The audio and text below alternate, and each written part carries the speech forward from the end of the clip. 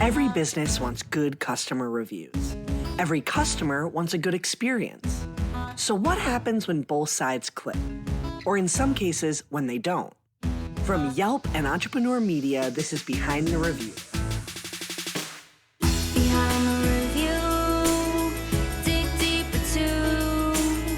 Behind the review, get all the news. Food, flowers, fixing, make business boom. Behind the review, dig deeper too.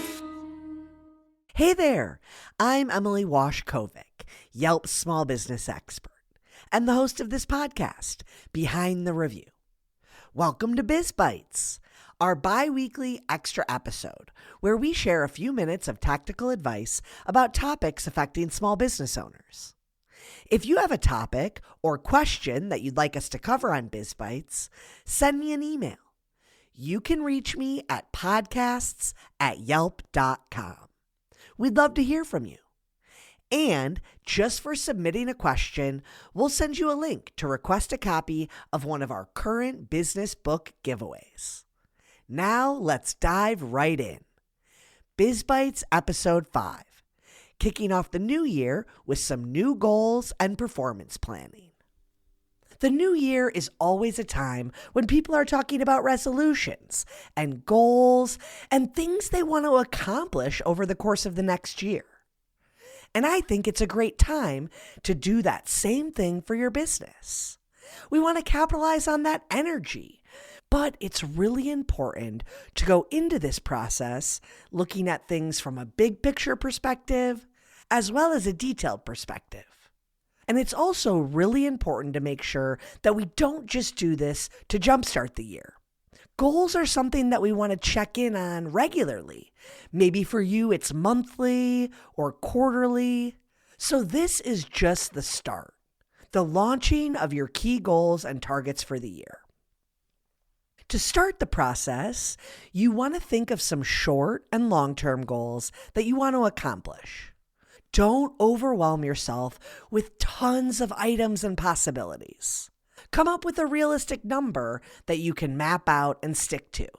So maybe it's 3. That's probably what I would start with. And when you're thinking about what these goals are, they could be something about revenue and sales. Maybe you want your store to do an average of X amount in sales every single day or week. Maybe it's a goal about company culture. For example, maybe you want to come up with core values for your company and start talking about them with your team members so that everyone can speak to them at the end of the year and talk about how they are a part of those core values. It could also be something simple like organization and the aesthetics of how your business looks. Maybe you just want your cash register area to be clean and organized. Maybe we're going to have a place for everything that your team members use, and everything is going to be returned to that place at the end of the shift. You might need to update shift checklists. You'll probably need to talk to your employees about it. Definitely more than once. Give them reminders. These are the types of projects that we're talking about. Maybe it's even something a little less tangible, like I want to be more active on social media to promote my business. No matter what it is, I want you to start by naming these 3 goals and write them down. Again, if you want to do more, if you want to do just one, but my advice is to start with something manageable. Now, once you've named these goals, we need to break them down to the simple steps that can make it happen. So a goal isn't just going to be one thing you do and you check it off the list as successful. It's something that you want to achieve, and there's going to be tons of little steps you're going to have to take to get there. So we're going to have to break those little steps down. What can you or one of your employees do this week to start working towards that goal?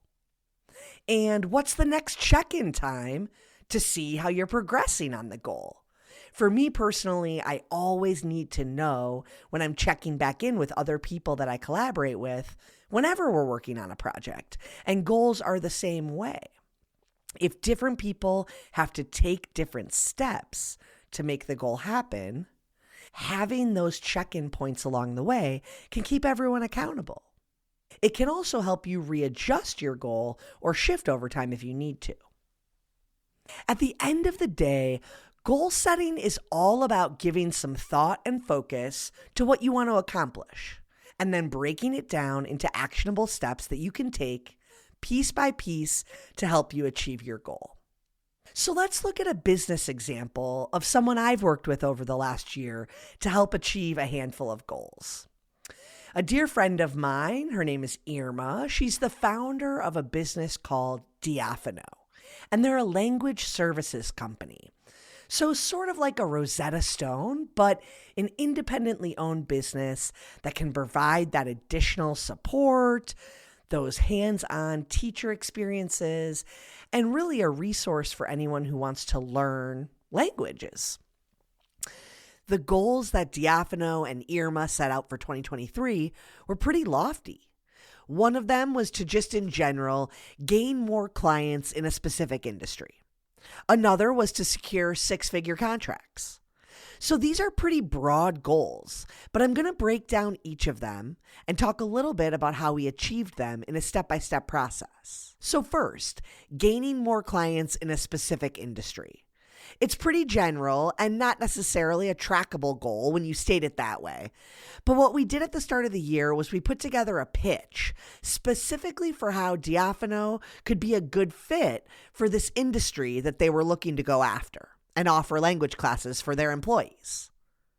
And in order to create that, we had to break it down a little bit. We had to talk about what that pitch was going to look like, what type of information it needed. And then Irma's team had to go and grab various pieces of information for her to compile that resource. The next step was to actually go and source contact information for that industry. And that was pretty general, just going on the internet and looking up contact info. And then sending those pitches out and trying to see what sort of conversations can land and what sort of appointments can get scheduled for Diàfano to chat and see if they're a good fit. Again, the goal was general, just to gain more clients in a specific industry. We decided we were going to check in quarterly on that goal, but we had to break it down into actionable steps first. Creating a pitch sheet, finding out who the prospects were that they wanted to pitch, sending the pitches, and then actually scheduling those appointments, seeing if they could lock them in as clients. And we would check in on that. Let's go to that second goal of theirs, secure six-figure contracts. That kind of felt like a big goal when we mapped it out. I remember Irma telling me, I just want clients that are going to pay me big contract amounts. And I said, well, do you have annual contracts? She said, no. So that was a really easy way to go after this goal. The goal was broad and general, secure six-figure contracts.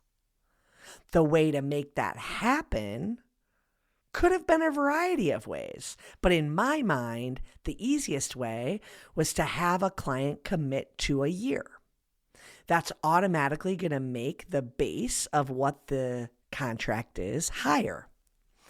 This was an easy implementation that Diàfano was able to do.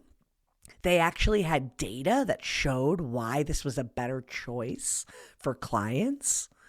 But again, they needed to put together the information, and then they needed to go out and educate their existing clients on why they should be doing annual contracts. And they also needed to modify their other pitches to direct prospects towards annual contracts. So instead of giving these options now to sign up month to month, they're really showing people why an annual contract makes sense. And by doing that, both with new clients as well as going to existing clients and bringing them up to date with this approach, we were able to secure six-figure contracts in multiple ways. So again, this process of goal setting can start very general, and you can have a big goal for the year, but it needs to also be broken down into tactical steps to help you achieve those goals. Lots of people believe in setting big, ambitious goals so that no matter what, you're going to achieve something. The thought is if you're stretching further than is possible for you to accomplish, you're going to accomplish big things. I think there's definitely some value to that, but overall, I'd like to look at those as stretch goals. Definitely something to shoot for, but we know that it's a stretch. Things we can shoot for and still have realistic and achievable goals that we can hit and feel good about. Honestly, feeling good about these little accomplishments along the way is a huge part of making those big accomplishments happen. We need that short-term validation to keep the progress moving. And we need to see the impact and the effect of these goals in order to want to keep achieving them.